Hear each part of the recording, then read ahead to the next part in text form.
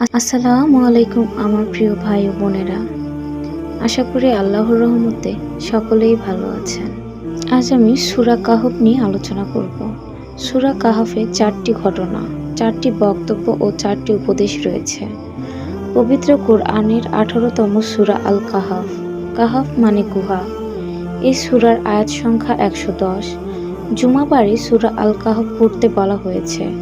হযরত আবু সাঈদ খুদরি রাদিয়াল্লাহু তাআলা আনহু রাসূলুল্লাহ সাল্লাল্লাহু আলাইহি ওয়াসাল্লামের পক্ষ থেকে বর্ণনা করেন, যে ব্যক্তি জুমার দিন সূরা কাহফ পাঠ করবে তার জন্য এক জুমা থেকে অপর জুমা পর্যন্ত নূর বর্ষিত হবে।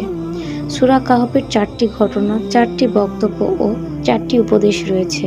সূরার 1 থেকে 8 আয়াতে রয়েছে বক্তব্য, 9 থেকে 26 আয়াতে আছে আসহাবে কাহফের ঘটনা, 27 থেকে 31 আয়াতে আবার বক্তব্য এসেছে, 32 থেকে 44 আয়াতে দুটি বাগানের মালিকের ঘটনা রয়েছে। এরপর আবার লম্বা বক্তব্য ও উপদেশ এসেছে 45 থেকে 59 আয়াতে। এ সূরায় দুইটি কাহিনী এসেছে 60 থেকে 101 আয়াতে। সে দুটি হলো মুসা আলাইহিস সালাম ও খিজির আলাইহিস সালামের ঘটনা এবং জুলকারনাইন সম্পর্কিত ঘটনা। আবার সূরা শেষ হয়েছে বক্তব্য ও উপদেশ দিয়ে। আসহাবে কাহফের ঘটনা। সূরা কাহফের 9 থেকে 26 আয়াতে আছে আসহাবে কাহফের ঘটনা। গুহাবাসীর চমকপ্রদ আখ্যান। অবিশ্বাসে ভরা সমাজে কয়েকজন যুবক আল্লাহর প্রতি ঈমান এনেছিলেন। বিরূপ পরিস্থিতির শিকার হয়ে তারা একটি গুহায় গিয়ে লুকালেন। সেখানে আল্লাহ তাদের সবাইকে দীর্ঘ সময়ের জন্য ঘুম পাড়িয়ে রাখলেন। ঘুম ভাঙার পর তারা বুঝতেই পারেননি তাদের ঘুমের মধ্যে আল্লাহ তাআলা অনেকগুলো বছর অতিবাহিত করে ফেলেছেন। এ অবস্থায় তাদের একজন খাবার কিনতে শহরে গেলেন। তিনি ভেবেছিলেন লোকজন তাকে চিনে ফেলবে এবং তার সম্পদ ছিল। তারপর কথায় কথায় সে তার বন্ধুকে বলল, ধন সম্পদে আমি তোমার চেয়ে বড় এবং জনবলও তোমার চেয়ে শক্তিশালী। অহংকারী হয়ে আল্লাহর নিয়ামতের কথা ভুলে যাওয়ায় আল্লাহ তার বাগান ধ্বংস করে দেন।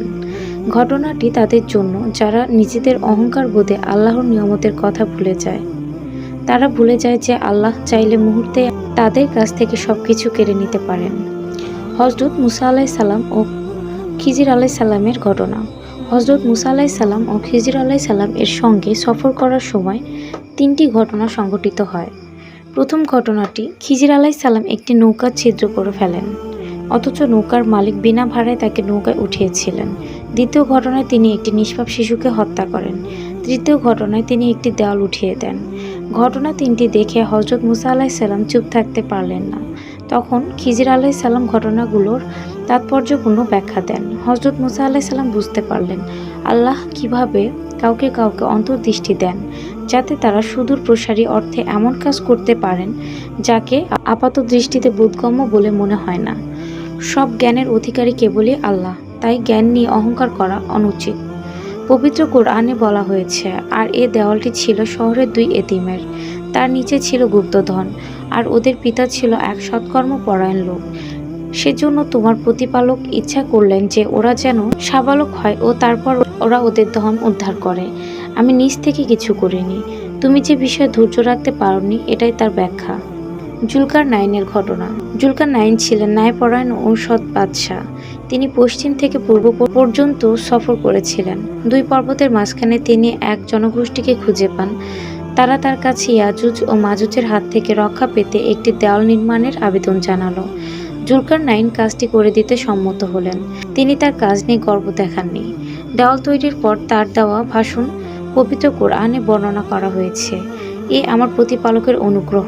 যখন আমার প্রতিপালকের প্রতিশ্রুতি পূর্ণ হবে তখন তিনি ওকে চূর্ণ বিচূর্ণ করে দেবেন, আর আমার প্রতিপালকের প্রতিশ্রুতি সত্য। উপরে 4টি ঘটনা থেকে 4 রকম পরীক্ষার কথা জানা যায়। আসহাবে কাহফের ঘটনা থেকে ধর্মবোধের পরীক্ষা, 2টি বাগানের মালিকের ঘটনা থেকে সম্পদের উপর পরীক্ষা, হযরত মুসা আলাইহিস সালাম ও খিজির আলাইহিস সালামের জ্ঞান সম্পর্কে এবং জুলকারনাইনের ঘটনা থেকে ক্ষমতা নিয়ে পরীক্ষা। 4টি দাওয়াত। 4টি ঘটনার দাওয়াতের কথা রয়েছে। 14 নম্বর আয়াতে যুবকেরা বাদশাহকে দাওয়াত দিয়েছে। আসহাবে কাহফের ঘটনা। 37 নম্বর আয়াতে একজন সঙ্গী আরেক সঙ্গীকে দাওয়াত দিয়েছে। 2টি বাগানের মালিকের ঘটনা। 70 নম্বর আয়াতে একজন শিক্ষক তার ছাত্রকে দাওয়াত দিয়েছে। হযরত মুসা আলাইহিস সালাম এবং জ্ঞানী ব্যক্তির ঘটনা। 87 থেকে 88 আয়াতে একজন শাসক তার প্রজাদের দাওয়াত দিয়েছে। জুলকারনাইনের ঘটনা।